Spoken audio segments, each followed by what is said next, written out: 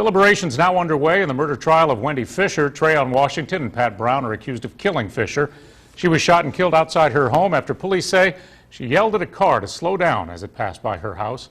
Local 15's Darwin Singleton has been in the courtroom for this case. Darwin, testimony wrapped up in just 3 days.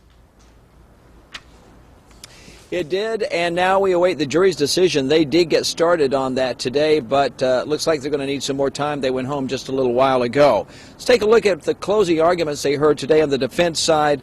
First of all, Art Powell, the defense attorney for Trayon, Washington, said Trayon did not shoot anybody, quote, and they did not prove it, is what he told jurors. He pointed at inconsistencies in testimony offered by the prosecution witnesses. He said from the beginning of this investigation that investigators focused only on Trayon as the shooter. He said the passenger, Anstice White, that was sitting in the back seat, fit the description of those better, and said he could have been the shooter just as easily, and they didn't prove that Trayon did it.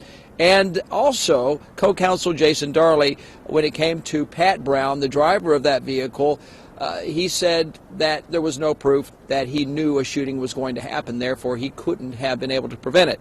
Meanwhile, prosecution points were made as well by Assistant DA Jennifer Wright. She told the jurors in a very dramatic fashion that Wendy was shot down, quote, like an animal in her front yard, that the police video of Trayon that jurors listened to amounted to nothing but, quoting here, lies, lies, lies, lies, lies. 3 people positively identified Trayon, she said, as the shooter. 3 people who did not know him. Why would they choose him, she asked jurors. And then finally, as far as Pat Brown's role in this, the driver of the vehicle, she called him the ringleader. Without him, none of this would have happened. Now, one person waiting for a verdict is very important to this case. Wendy Fisher's own mother, Carol Fisher, she said she can wait one more day.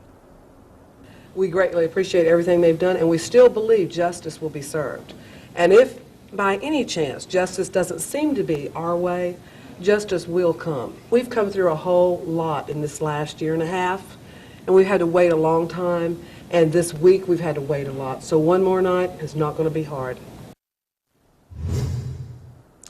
Jurors are expected back here tomorrow morning at 9 a.m.